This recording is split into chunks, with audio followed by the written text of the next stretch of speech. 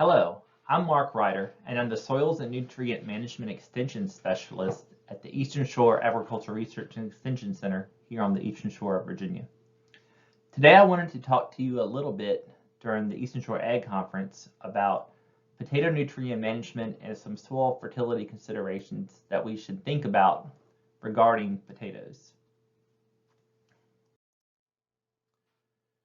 So one of the main things anytime you're thinking about soil fertility or nutrient management plans or systems is to really focus in on what nutrient is most limiting.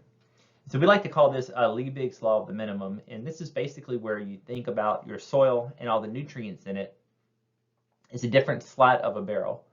And so when you think about crop production, or as illustrated in this photo, yield loss, the main thing that we like to think about regarding nutrient management plans is ensuring that this nutrient or shortest slat that is most limiting is basically fixed so that we don't have yield loss due simply to this particular nutrient.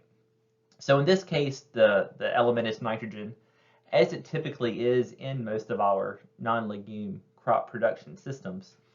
And by focusing on this nutrient, we really can get the most bang for your buck for fertilizer, for returns regarding other inputs because your plant's more healthy, but also it allows us to mine the soil where we can so you don't have that fertilizer bill, but also to reduce excess nutrient applications, which could end up in the waterways, which of course is really important to us here on the Eastern Shore of Virginia since we are so close to the Chesapeake Bay. And so in this example, if nitrogen is applied, this slat is fixed, the next most limiting nutrient that this farmer should think about would be phosphorus, and so forth until my goal and the whole objective of anything that I do is to make basically the crop limiting response being somebody else's problem. I want the nutrients to be there, to be available when the plant needs it.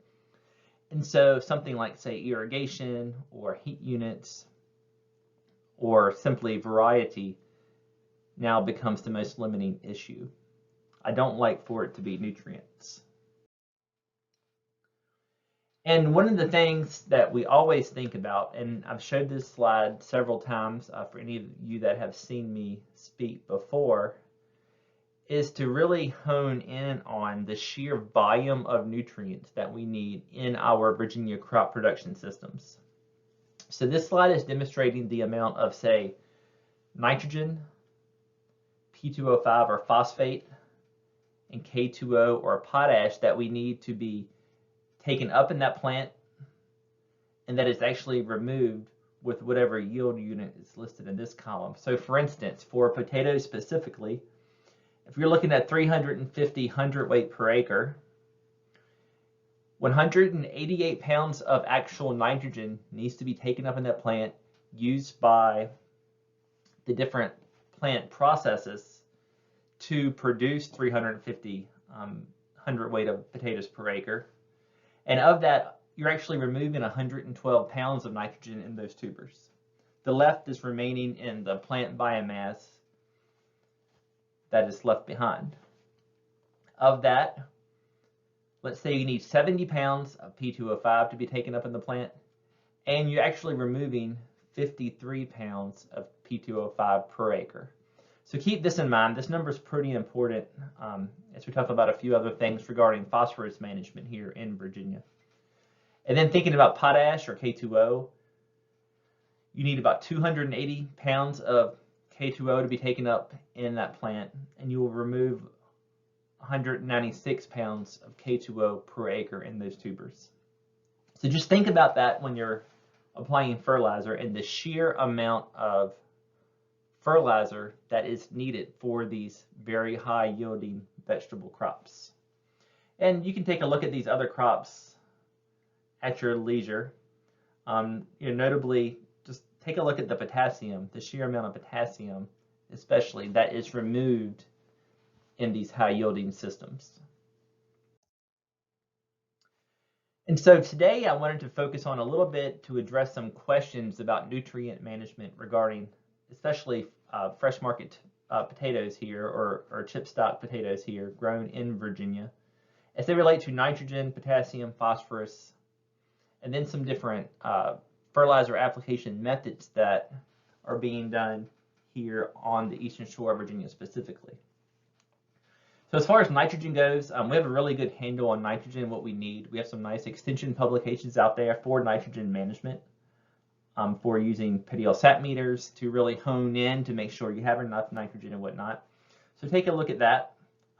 That information is well researched and really has not changed much recently. Potassium, we still have a really good handle on as well. We know we need a lot of potassium. We know that potatoes remove a lot of potassium. And so you're going to have a lot of potassium needs in these high-yielding potato vegetable crops. Now with that, it's not a lot of focus on potassium research, of course, because potassium is also not a polluter. There's plenty of potassium out there in the water anyway. It's not an additional pollutant. And so we typically don't hear much conversation around potassium regarding nutrient management plans.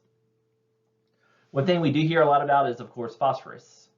Phosphorus, if lost from fields or roadways or yards, wherever the phosphorus comes from into waterways, can certainly cause algae blooms, eutrophication, and some water quality issues.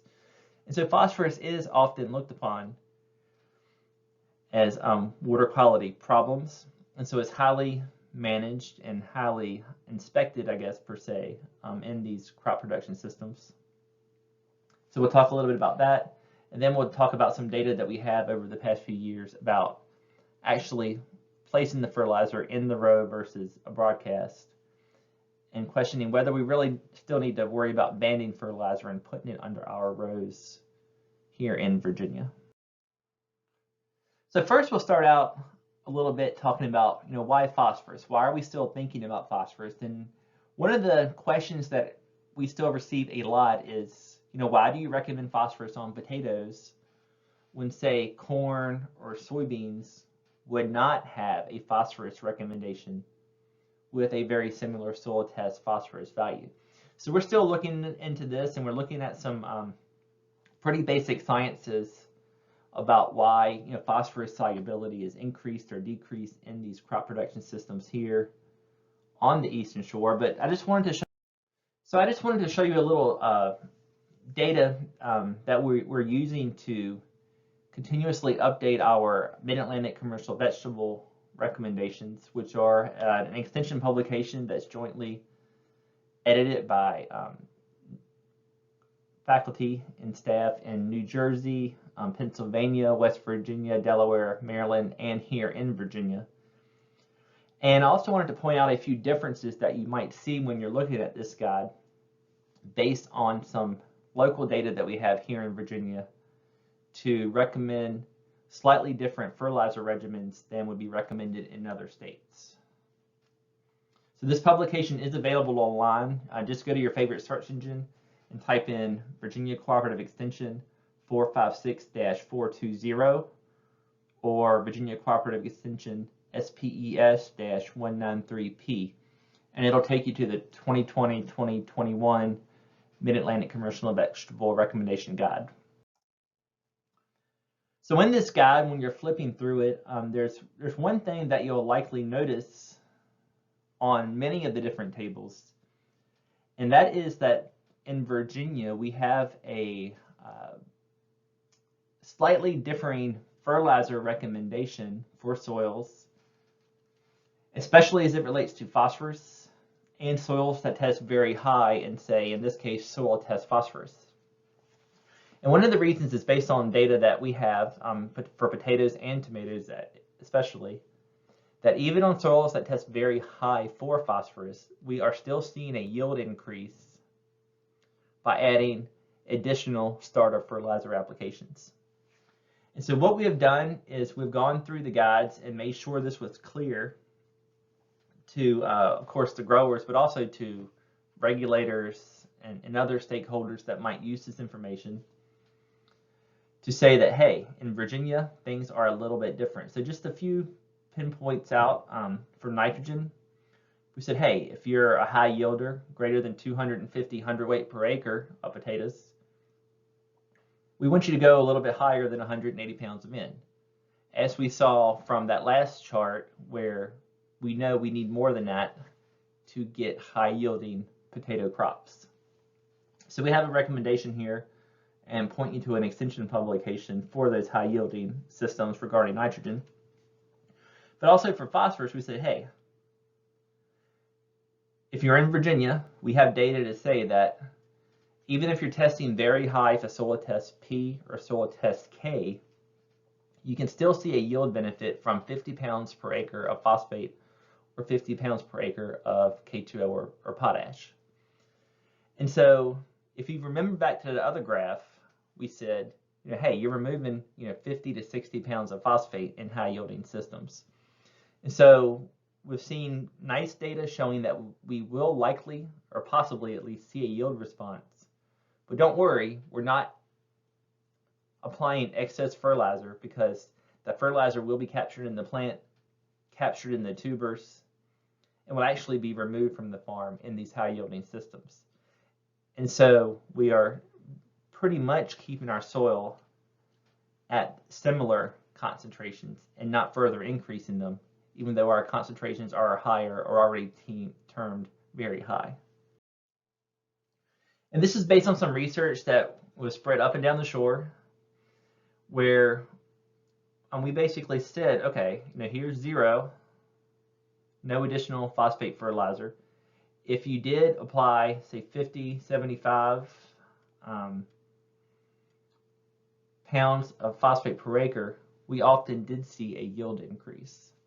And so putting all this together in some nice charts, we said somewhere but at least 25 pounds was needed, where often case 50 pounds was needed to reach highest yields. And again, this is being removed in our tubers, and so we're not adding additional phosphorus to the soil over time. So soil test phosphorus concentrations will not increase. Some of this work was also mirrored in Delaware, where it was done in commercial farm fields over different soil testing values. And it was also very interesting to see from this population study, looking at different soil test phosphorus concentrations and tissue phosphorus concentrations, that leaf phosphorus didn't really change on average in these fields, but tuber phosphorus did. So as soil test phosphorus increases, tuber phosphorus concentrations are also increasing. So again, you're enhancing or actually causing more phosphorus to be removed from that soil. So long story short, we do see some yield bumps by adding phosphorus if you test very high, and you're overall not causing any major environmental issues because that phosphorus is being removed. So leading on to the next part of the study here, about whether it's useful or not to broadcast or ban your fertilizer applications in potatoes. So the question here is whether we should put the fertilizer underneath the row with the planter directly into that tuber, mix the soil a little bit, place the tuber on top of that band so it's easily accessible by that root as it starts to grow. Or if we can simply go out before we plant potatoes, use a spinner spreader, sling this fertilizer on, which can of course save time, which equates to money, as well as just reducing caustic fertilizer materials being ran through your planter and rusting out your planter and so forth. So we applied a study for several years looking at fertilizer under that row, under that tuber, broadcast evenly across the plot area at different rates at 0, 30, 60, and 90 pounds of phosphate per acre. And we actually use a 10-10-10 fertilizer with this. And on average over the years, our soil test phosphorus concentrations were very high using a Malic 1 soil test phosphorus extractant. And on average, we were about 108 ppm phosphorus. So 216 ppm per acre equivalent, which again is very high. So visually over the years, we really didn't see a lot of difference versus band versus broadcast, but of course visually it's hard to really understand what we see. And in most years we did see a nice fertilizer response, meaning no fertilizer as compared to fertilizer. We did see some differences.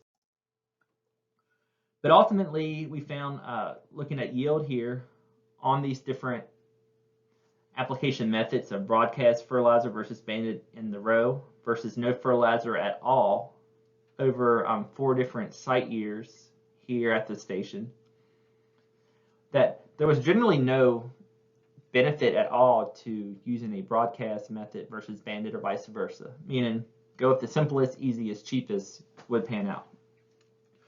Again, in pretty much every year we did see a nice fertilizer response. So no fertilizer as compared to fertilize means that our fertilizer did work. We did see a nice response, but method really didn't matter. And one thing I want to note that these yields are a little bit lower than what you might expect, especially in 2017 and 19. Primarily, number one is this is averaged across 3 different fertilizer rates. Just the way we ran statistics, because again, rate didn't matter either. It didn't matter which rate we used. The method also did not matter. So long story short, put the fertilizer out there, it worked fine. Moving on to looking at percentages of tuber rots on average. Again, method did not matter. Whether you broadcast or banded, they were the same. And I do want to note, in 2019 we did have a pretty rot year. But regardless, even if you're looking at lower numbers, 5 to 6% versus 13 to 15%, whether it was banded or broadcast fertilizer, it really didn't matter. And again, thirdly, looking at tuber size, guess what? It didn't matter. This first year, we started saying, maybe broadcast would be actually a little better, because we did see a slight significant increase for broadcast tubers being 110 grams per average potato versus 101. However, in years 2, 3, and 4, that same difference did not play out. Statistically, tubers were all the same, whether you broadcast or banded. So again, it really did not matter. And typically, usually, of course, as you would expect, the no fertilizer potatoes were much smaller than the fertilized potatoes. Again, averaged over all 3 different fertilizer rates.